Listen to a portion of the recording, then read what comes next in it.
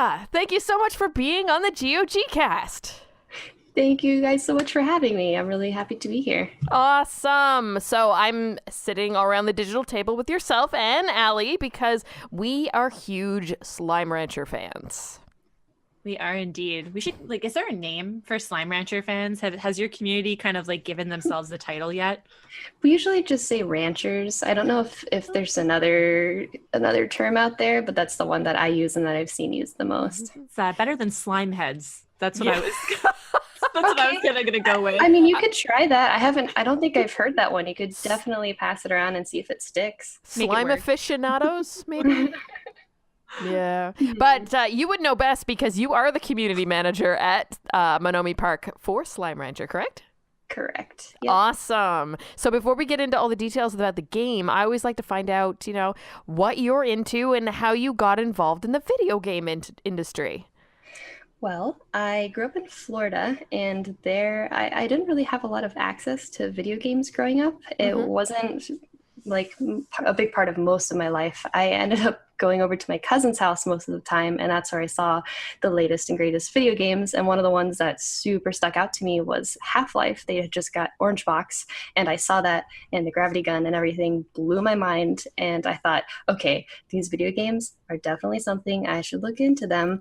And about a year or so later, I ended up getting a job at GameStop, where I worked for the next 8 years, even alongside going to college and maintaining other morning jobs. And I spent almost every paycheck on video games. I caught up as quickly as I could and ended up going to gaming conventions and all of these crazy awesome things where I met a lot of the people that I know today, and how I ended up with this job. Amazing. So working at GameStop, it's not very often that we get to speak to somebody who worked in the retail industry a bit, and then also being a girl, growing up and going through that. How was your time at GameStop? I loved it. GameStop is where, I'm one of those weird people that really, really loved retail. I mostly just loved being there and talking to people about video games all day. Mm-hmm. And I know there's this really common idea that employees at GameStop just sit around and play video games. We don't play video games all day, but we do talk about video games all day. And that was awesome. And one of my favorite things was seeing customers come in and you learn what their favorite game is, kind of like what you're doing with me right now. You've learned their whole story.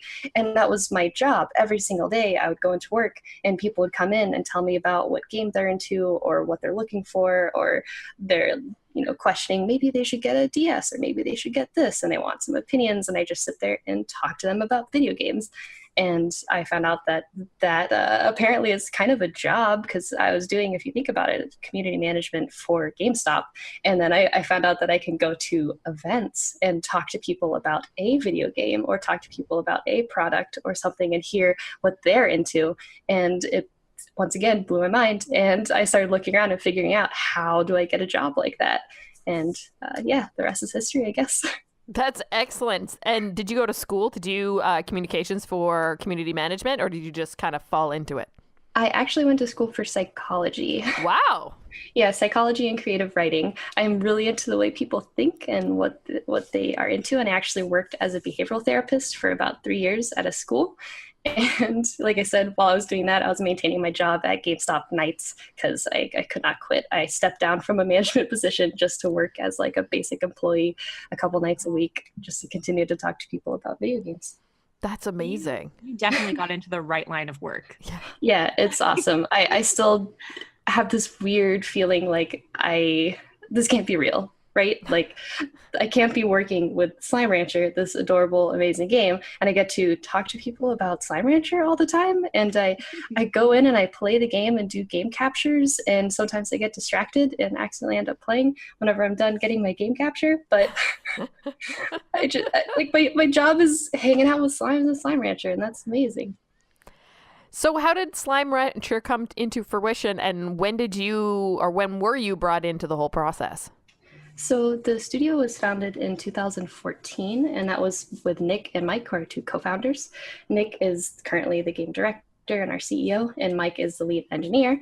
They knew each other previously from Three Rings, and they decided to strike out on their own and do their own thing.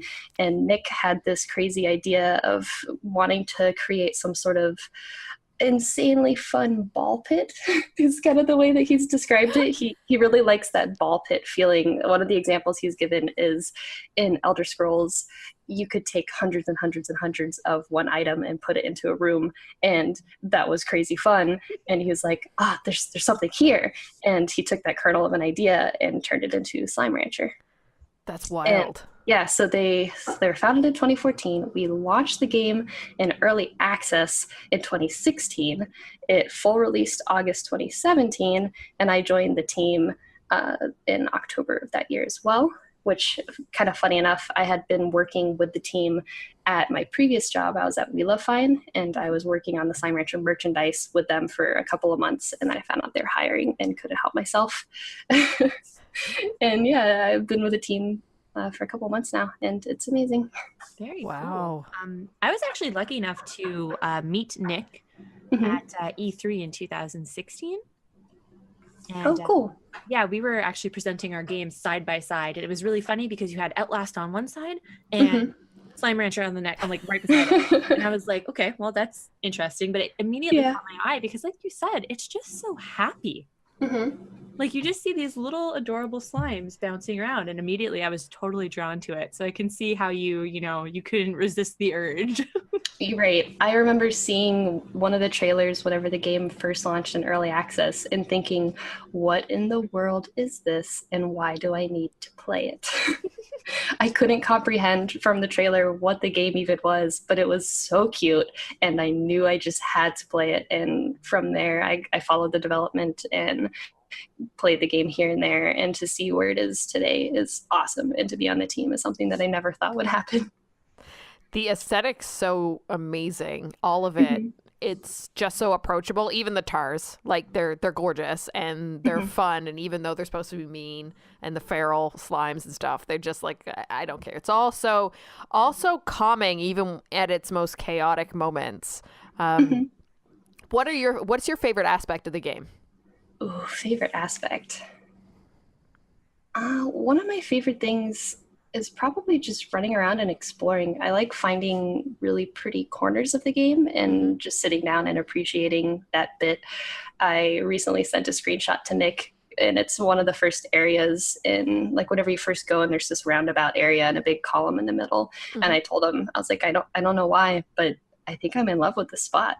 I just love the fact that there's a little tree here and there's a little fence in the background. And beyond that, you see a little bit of green and then a bunch of mountains. And I think I really like this spot. And I do stuff like that all the time where, like I said, I'll be in the game trying to get a capture, and then I find myself getting distracted and going off and playing or exploring. And exploring is definitely one of my favorite things, and finding those little quiet spots in the game is another really enjoyable thing that I get lost doing often. So do you do all the captures when it comes to, like, when new releases came out, like when the Quick Slimes came out?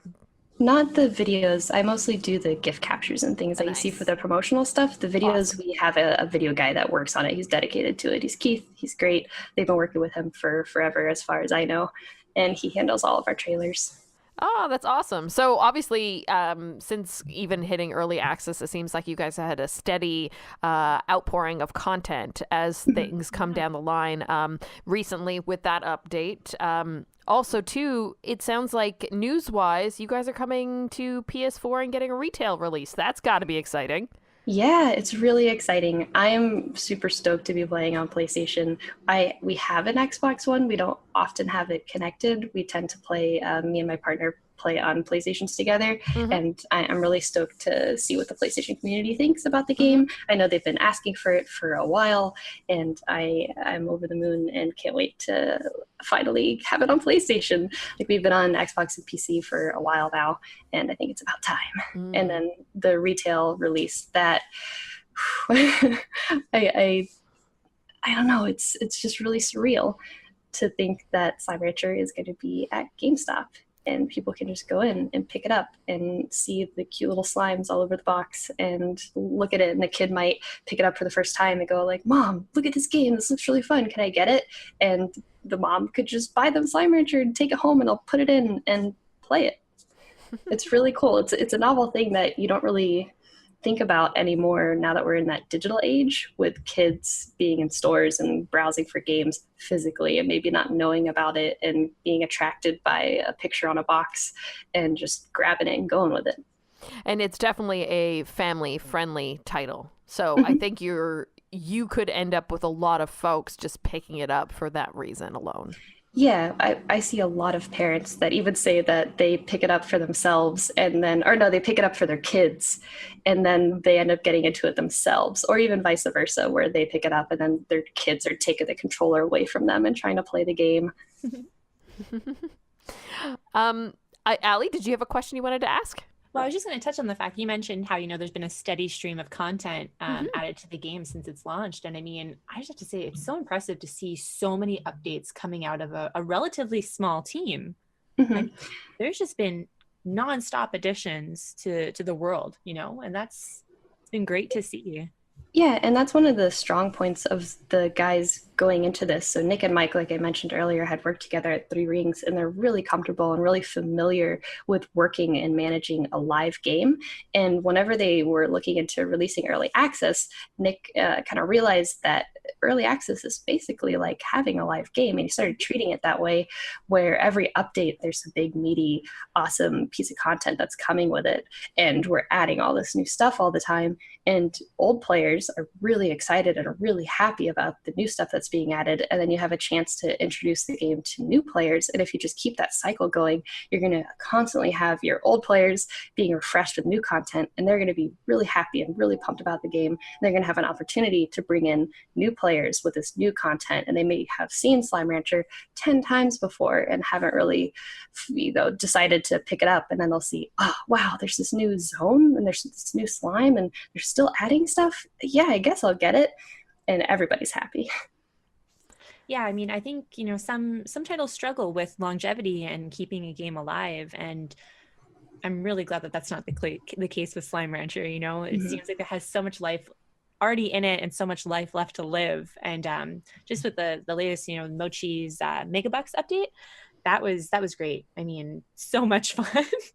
And it's so different too. Every single update has been different so far, and almost like a different side of the game. Yeah, and I'm a little jealous with new players coming in, and they get to experience all the content together, and that's something that us, I guess, having played the game already, won't be able to really experience all of it as one big chunk. And I'm a little bit jealous about the new players coming in, because I played it with just little bits at a time, growing and growing and growing into what it is today. And that was really cool and a different novel experience. But the idea of jumping into Slime Rancher and all that stuff already being there is really cool. And I hope people really enjoy everything as it is today. Well, speaking about those updates, you're often doing updates that not just adding more content, new slimes and places to explore. You're often doing updates to help, the farming or the ranching side of it, like the increase of the silos in the space. Do you, being community manager, do you take feedback from the community, like, saying that they need more space to be able to store, for those of us that are collectathon crazy, and bring in that information from the community to help develop the game? Yeah, absolutely. We're always listening to the community. We have our own forums where people go and they post about ideas and things that they think would make the game better. We have mega threads whenever we release an update where people go in and they give us feedback. And we're always looking at that and taking it into account and thinking about it whenever we're working on new content. And the storage update, like you mentioned, that was something that we had originally planned to just have as part of another update, but we saw that there was such a need for it and the community really, really wanted it that we just went ahead and released it without having all the other, like, we were gonna kind of postpone it into another update, but we were like, no, people really want this and we can make this better than they expected and release it today. And that's what we ended up doing with that update, and I think people really enjoyed it. I saw lots of people going and reorganizing their range or their farms and coming up with crazy new things to store, and they were finally able to clean up all the stuff from Wiggly Wonderland, and everyone seems really happy with that update. Yeah, it's definitely a great one. I know I really appreciated it because I'm the type of rancher that I've got like a gazillion things collected because you never know when you might need something. Right. Hoard everything. All the time. Have you seen behind me right now? It's kind of crazy. You never know when you need something. Continuing on the community standpoint, it looks like you've got some very talented community members who have drawn some amazing fan art. Do you have any favorites? I have a lot of favorites. I actually have a whole Trello board dedicated to some of my favorite fan art that I just pull aside. And since I mentioned we moved into a new office, and I've talked to a couple of the community artists, I want to print all of those out, get really nice high quality prints, and have a big chunk of the office dedicated to really beautiful, really incredible fan art. And I was going to say something else and I lost it. That's okay. Fan art's cool. It is. Talking about beautiful things, what is one of the most creative things that you've seen come out of the community? Someone who took their love of Slime Rancher to just like the next level. One of the things that caught me off guard, and I don't know why, because it seemed a little obvious, but whenever I saw it, it just struck me as I was just in awe, was the cube slime update that someone made. Someone did a mod of the game where they turned all the slimes into cubes. And I was just crawling through all these videos that our community were making as they're exploring through this mod and seeing the poor little slime faces like represented in ways that they weren't meant to be. But they just looked so cute. It was awesome. Like the puddle slime is this weird little cubey thing with ridiculously spaced out eyes, and then the littlest bit of like a puddle skirt underneath it.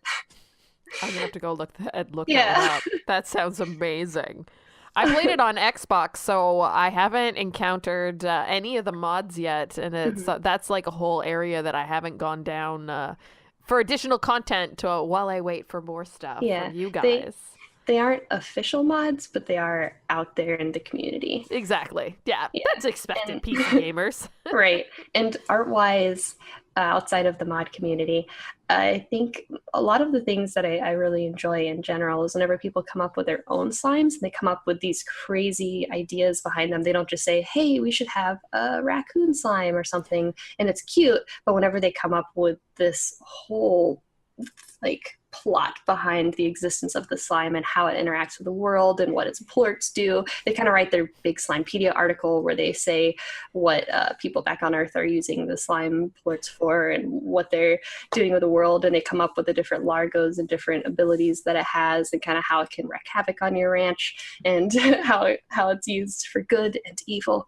And I think that's really fun. Whenever I see a lot of thought put behind a new slime idea, that's one of my favorites. I need to ask, where did you come up with the term plort? I actually don't know that. You should tweet Nick and ask him. I will, because because when Allie explained it originally, Allie, remember when you phrased it, you were like, yeah, you're farming these slimes and then they poop out these things, these gems, and then you collect them together. And I was like, so you're collecting poop? What? Yeah, that's the monetary value in this? There's really no way to explain it that didn't end up, basically coming to the conclusion that you're collecting poop. But the term plort is so awesome because it's like you still get the satisfactory poop, like pee, but it's more elegant because you added that L in there. Plort, like it's such a great word. I wouldn't be surprised if Nick's explanation was that he wanted a more elegant word for poop. All right, I'm gonna have to tweet him later. Yeah, you've got it. So what's next for Slime Rancher? Obviously, with the update, with the retail release and PS4 release, any more updates coming? Yeah, we still have some more content coming out. We have some stuff that's on our development roadmap. So we have the automatic update that's going to be coming out hopefully pretty soon. And then Victor's experimental update that'll be coming out later this year as well. And then we have some additional content that hasn't been announced that'll be releasing this year, of course. And hopefully development on Slime Rancher after that will just keep going. We haven't seen any slowdown from the community. We still see lots of people playing and lots of people really into it. And as long as we have that, we'll still continue to support it. Like we're actively continuing to develop Slime Rancher and don't really have any plans to stop anytime soon. Cool. And is that all that Monomi Park is working on right now? Because I notice you're hiring. We are hiring. We will eventually work on a game too, but like I mentioned, we don't want to drop support on Slime Rancher. So if we want to start working on something else, we need to staff up to get more people to keep their eyes on Slime Rancher and to continue generating that content and feeding the community, especially if people are still really into the game. That's great to hear. Yeah. And how many are you at the studio right now? So my answer that would have happened not too long ago would have been 9, but we actually just hired 2 more. So that'll bring us, oh my gosh, this brings us up to 11. So we're gonna have 11 full-time employees. We will have 9 in office, 2 remote, and hopefully we'll be hiring 2 more pretty soon. That's awesome. Yeah. All right, before I wrap up our interview, I want to just ask Allie if she had any additional questions to ask. Yeah, I actually have 2. One's a really hard-hitting question, so I'm gonna save that one for last. I'll strap in for that one. My first question is, though, do you think we'll ever see the story and the NPCs of Slime Rancher kind of explored in another format? Because I mean, you guys created this really special little story that, I mean, in the scope of things, it's this beautiful little piece of storytelling, and it's a very small part of the Slime Rancher experience, but I think it's something that hit home to a lot of people with really interesting NPCs. And kind of curious if we'd ever get to delve deeper into that or hear more about their adventures in kind of a bigger way. So the expansions or the additional content in Slime Rancher so far has been focused on an NPC and exploring their story a little bit further. Like with the most recent Mochi update, you got to know a little bit about her backstory.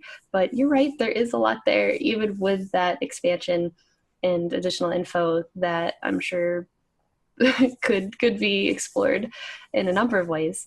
And I know Nick has some crazy stuff brewing in the back of his mind. He definitely has a lot more in his head than is in the game.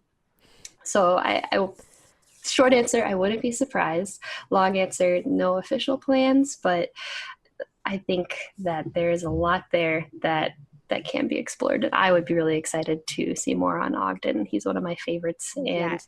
I know a lot of people have been joking around about like a Bob update, which would be I don't know what that would be. Chickens for everybody. Yeah, there are lots of ideas out there. There's no shortage of requests for Bob expansion. How would you tell a story with Bob? Like, I have honestly. No idea. Writing the copy for that would be very interesting. Yep. Well, fingers crossed we'll see, Slime Rancher appear in our lives in other ways. And I would really hope so. I really want to buy one of those plushies for my office. But the question is which one? Oh, which actually leads me to my next question, which is the tough question. So hold on, before the tough one, can I linger on the plushies for a second? Oh yeah. You guys, just give me your addresses. Okay. I will send those along. For sure. Yeah, please. Come on. Everyone should just have their offices covered in slimes. You shouldn't have to decide between 1 or 2 or 10. I have to agree on that one. You have to.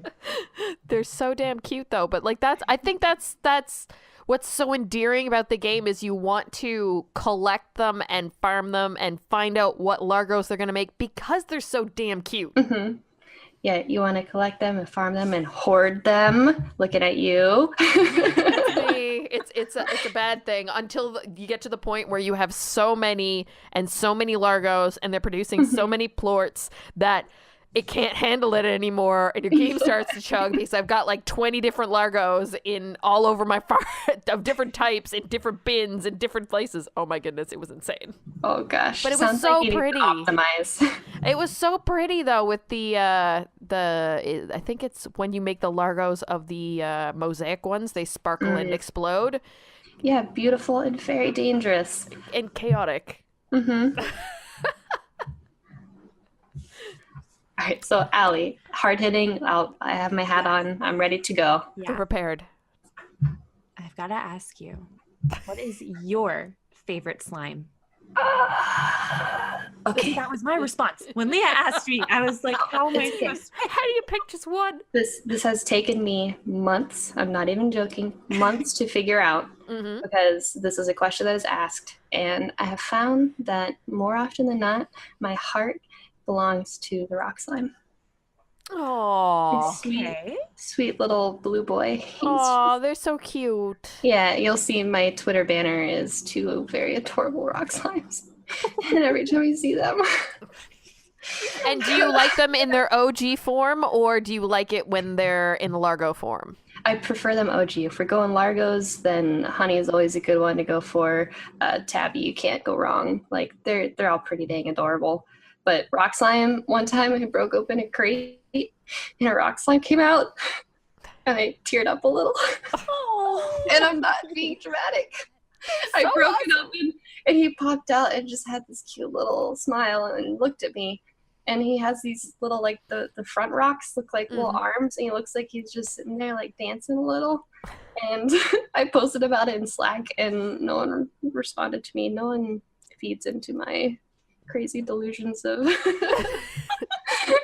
We'll feed into those delusions. They're not delusions for okay. us. The passion We're is we're real. part of that passionate Great, fan great. base. Next time you see a rock slime, just look into its eyes. Well, think of you. All right, Allie, now you actually have to answer. What's your favorite? I've like it's taken a while, and so like I mean I feel like this is kind of a cop out because they're so rare, but I really do like the Lucky Slimes. Lucky is adorable. They're so cute. They are. They're so cute. But if I Yeah, had I'm to just- spoiled. I can spawn Luckies into our development build and just look at them and they don't run away. I'm very spoiled.